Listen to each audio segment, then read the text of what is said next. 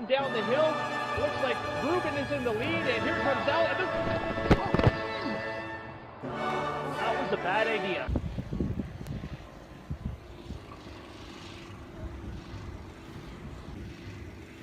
This is actual footage of Boston this week. You notice these cars are stuck, and that's not just snow, that is solid ice. Although the good news is their windshield wipers are going to work.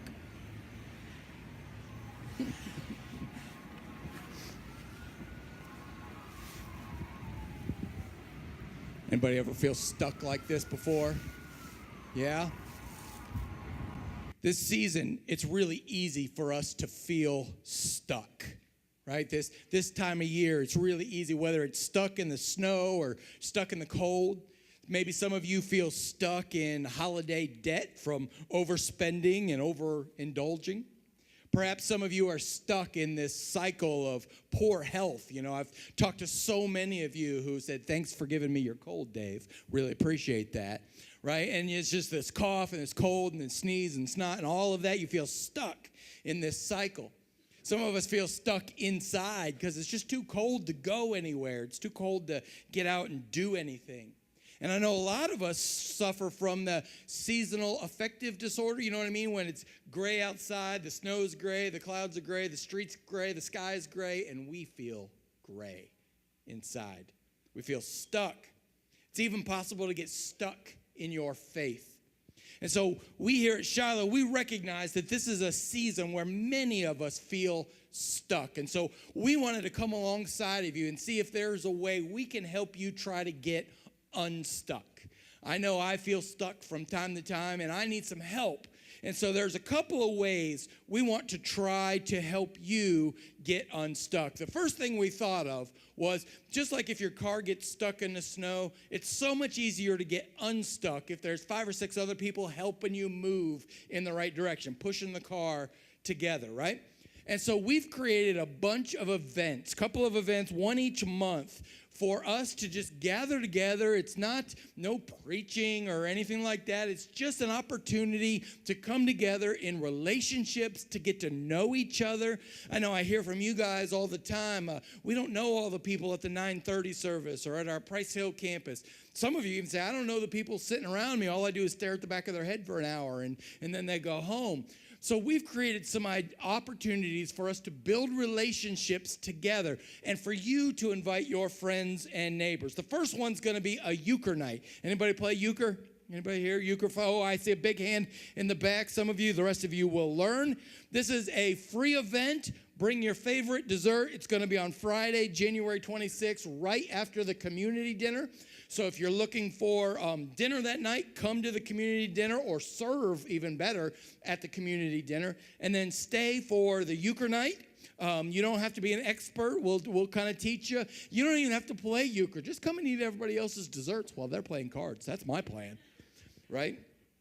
So this is an opportunity. Like I said, it's just a fun relationship and invitation kind of event we hope that you will come to so that you can feel a little less stuck this winter.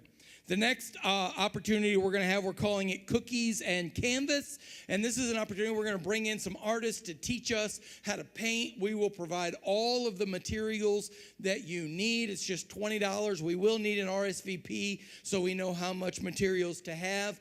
But some of you will come for the canvas. Most of the rest of you will come for the cookies. Just saying. So this is just another, like I said, another great way to build relationships. Have fun.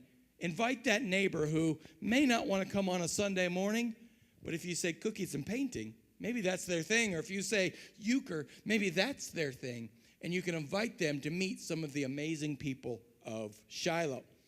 The second way we are trying to help you get unstuck is through this message series. This next 6 weeks, this series is going to be called Unstuck, and it's based on the book of Ecclesiastes. And we're asking the question, how do we move beyond the meaningless? How do we find meaning and purpose in life? And we're going to use the book of Ecclesiastes to do so. So if you brought your Bible today, grab it or open up your Shiloh app, get your Bibles out, and go to the book of Ecclesiastes chapter 1. This passage is for all of you who have felt stuck or depressed or frustrated or sad. Listen to these encouraging words from the writer of Ecclesiastes. Meaningless. Meaningless, says the teacher, utterly meaningless. Everything is meaningless. Starting to feel better yet? Hang on. What does a worker gain for his toil and all the toils under the sun? Generations, they come and they go, but the earth remains the same forever. The sun rises and the sun sets, and it hurries back to where it rises. The wind blows to the south and turns to the north. Round and round it goes, ever returning on its course. All streams flow into the sea, yet the sea is never full. To the place where the streams come from, they are returning again. All these things are wearisome, more than anyone can say. The eye never has enough of seeing. The ear never has enough of hearing. What has been will be again, and what has been done will be done again. There is nothing new under the sun. Is there anything which one can say, look, there's something new? It was already here long ago. It was here before our time. There is no remembrance of men of old, and even those who are yet to come will not be remembered by those who follow. Amen. Merry Christmas. Happy New Year. Right? So here's the writer of Ecclesiastes in what perhaps is the darkest, most depressing passage in the entire Bible, saying everything is meaningless. It all amounts to a hill of nothing. Now, let me tell you a little bit about the author of Ecclesiastes. Solomon wrote Ecclesiastes. Some of you may know Solomon. He was the son of King David and Bathsheba. Solomon succeeded his father David on the throne of Israel at the time when Israel's power, authority, and influence was the greatest. This was the strongest time in Israel's history when Solomon was on the throne.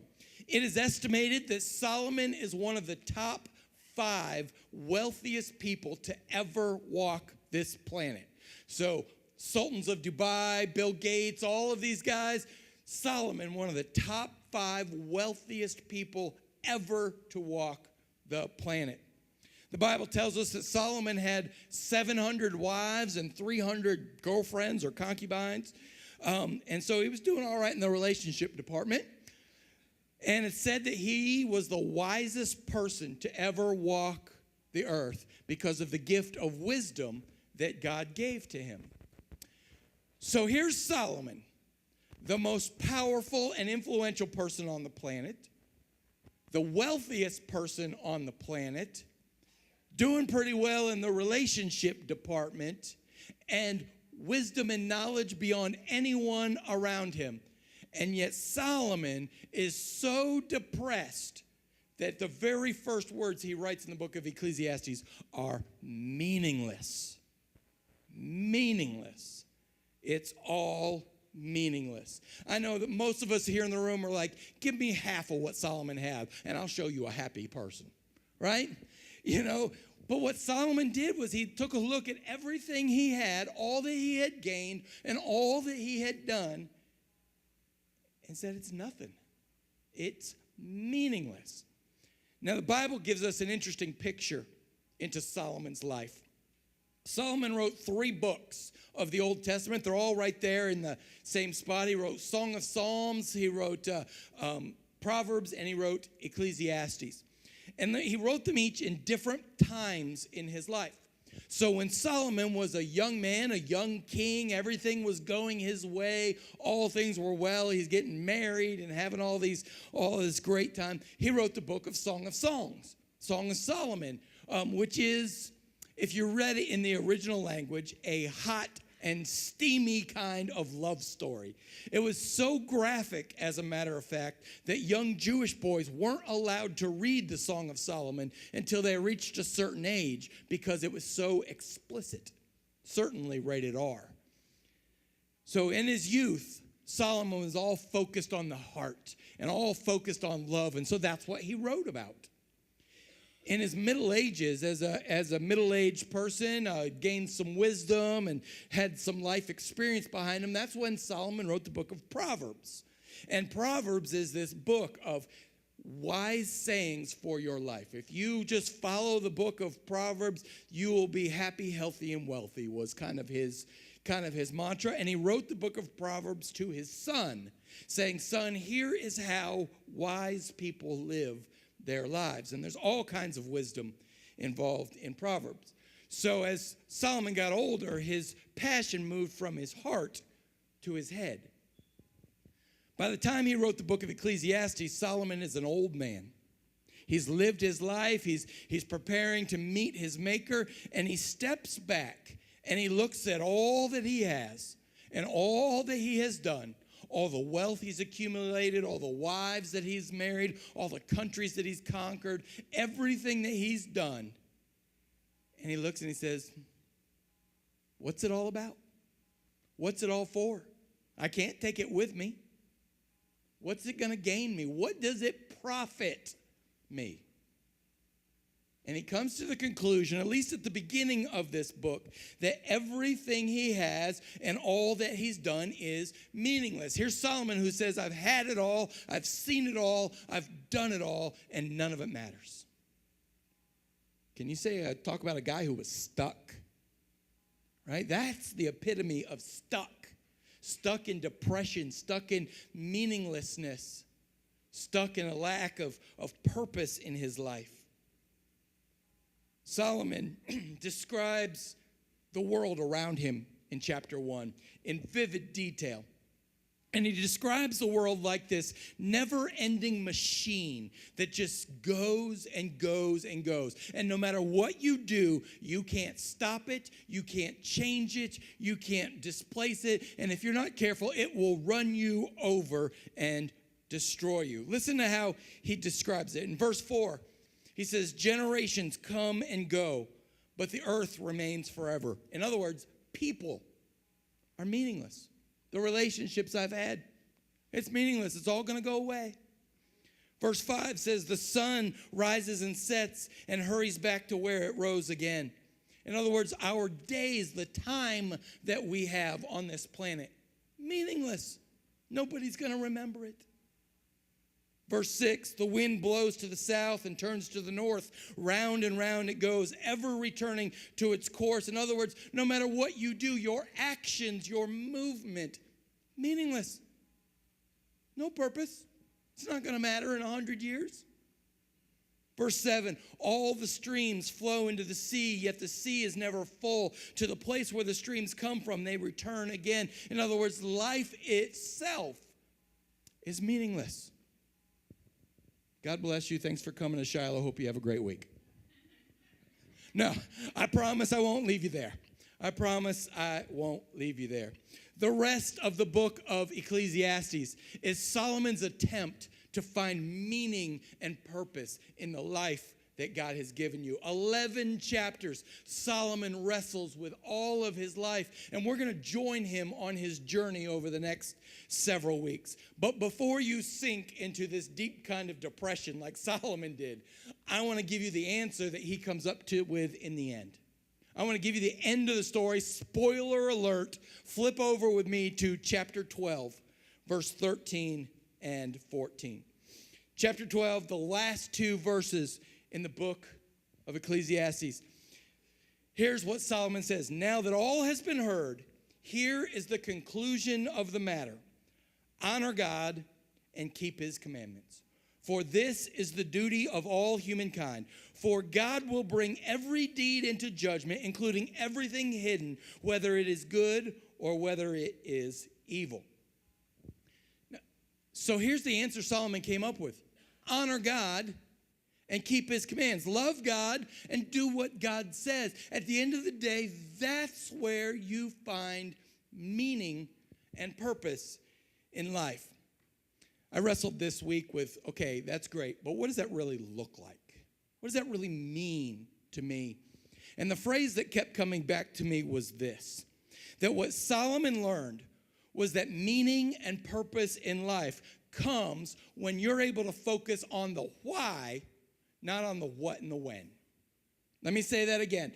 Meaning and purpose in life comes when you're able to focus on the why, not just the what and the when. Here's what I mean by that. We tend to get so focused on the what and the when. Here are a few examples. When I lose 40 pounds, I'll feel better about myself, right? That's a when, right? If I can just get what my neighbors have, then I'll be happy, right? That's a what.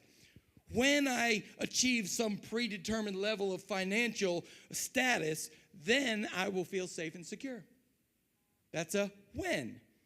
If I can just accomplish what society tells me success looks like, then I will be satisfied. When I find the right partner, then I will feel complete. Do you see how we spend all of our time focused on the what and the when, and we forget the why?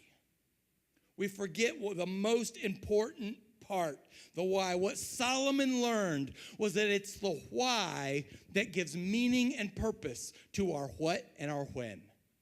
It's the why that gives meaning and purpose to our what and our when. So Solomon's why was honor God and keep his commands.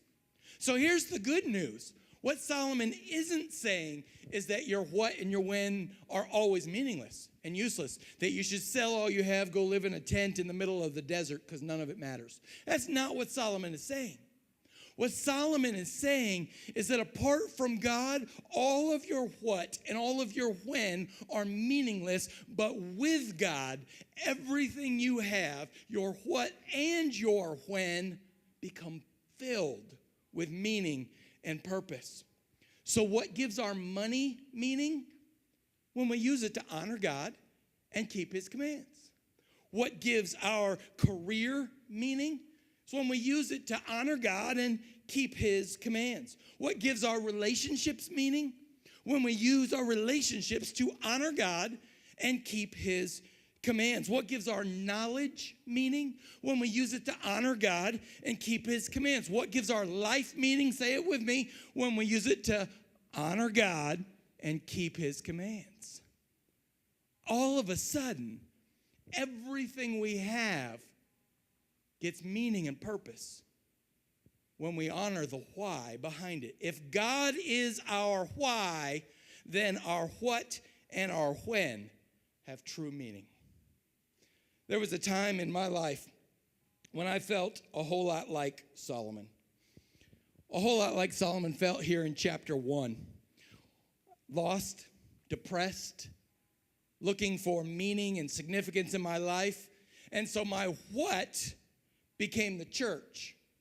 And my when became bigger, right? So I just assumed if I could just get a bigger church, I'd feel better about life. That's where I'm going to find meaning and significance. The bigger, but what and when are always a moving target, aren't they?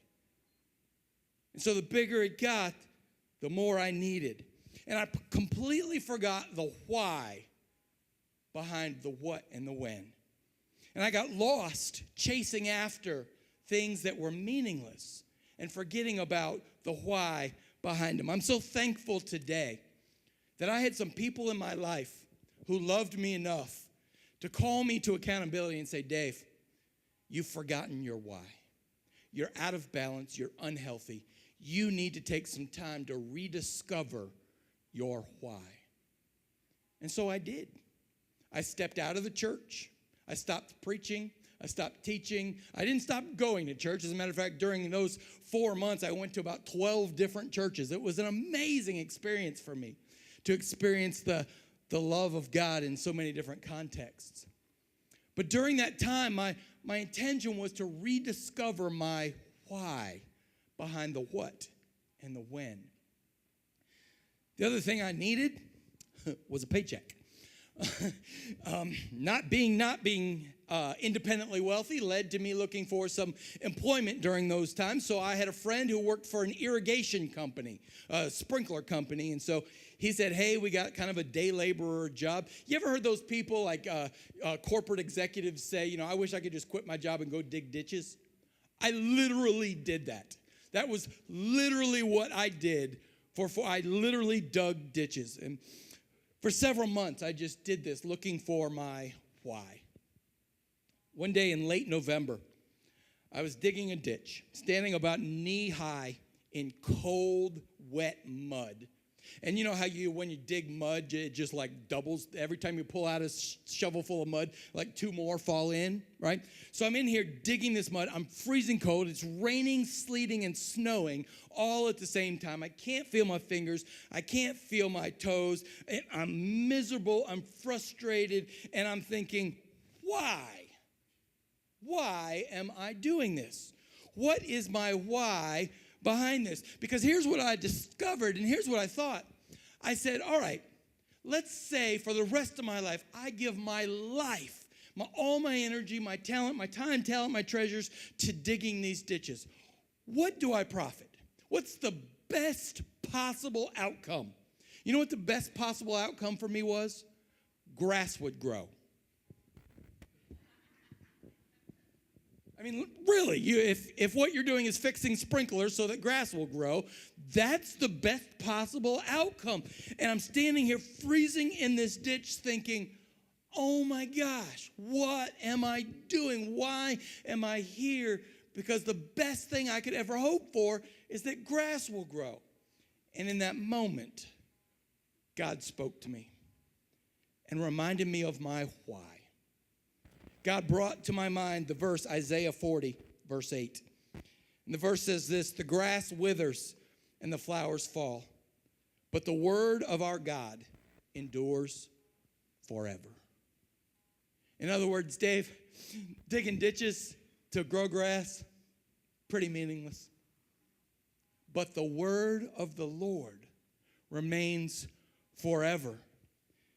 So the grass and the flowers are my what and my when, not my why. A big church was my what and my when, but not my why. A successful career is a what and a when, but not a why. Lots of money, a 401k, a what and a when, but not a why. Fancy degrees, knowledge, promotions, and stuff are a what and when, but they are not why. All of that is meaningless unless God is my why.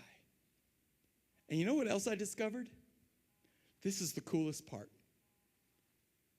I realized that even if I spent the rest of my life in that ditch, if I did it for God, there is meaning and purpose in it.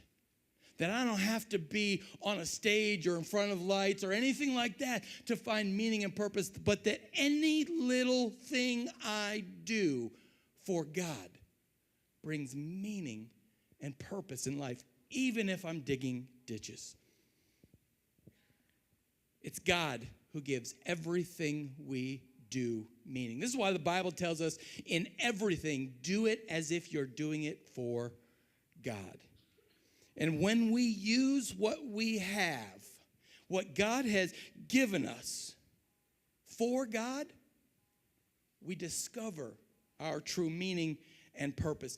This, for me, is what it means to honor God and keep his commands.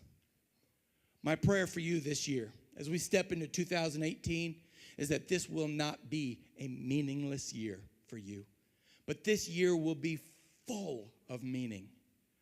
Full of meaning, because you offer yourself, your resources, your time, your talents and treasures, all that you are and all that you have to God. That this year you remember your why. So here's the challenge. It's a brand new year. You get to start all over again this year. Because you're here at church, you have this year 100% perfect attendance. Woohoo! challenge is this: honor God and keep his commands in everything that you do and in all that you are. If you're looking for meaning and purpose, if you're feeling stuck, if you're feeling depressed and down, honor God, keep his commands, and let God fill your life with so much meaning. It will not only change your world, but it'll change the world of all of those around you. I promise. It's the gift of God. This year, I want to challenge you to live that way. And when you forget, remind yourself that forgiveness is mine, and I get to start over, not just on a new year, but every day. So a couple of marching orders before you leave this place. Don't forget to head back to classroom number 1. Shoot your Because of Shiloh video, 10 seconds, 15 seconds, no pressure, something super simple, super easy. I want to invite you to stop by the parlor outside of the sanctuary and take a look at some of the historical stuff that's on display there, and just kind of check that out. And the most important thing, make sure you take home some cupcakes, because if you don't take them home, they make me take them home. And I'll never hit that lose 40 pounds place. Church, I love you because Jesus loves you. God bless you, and go in peace.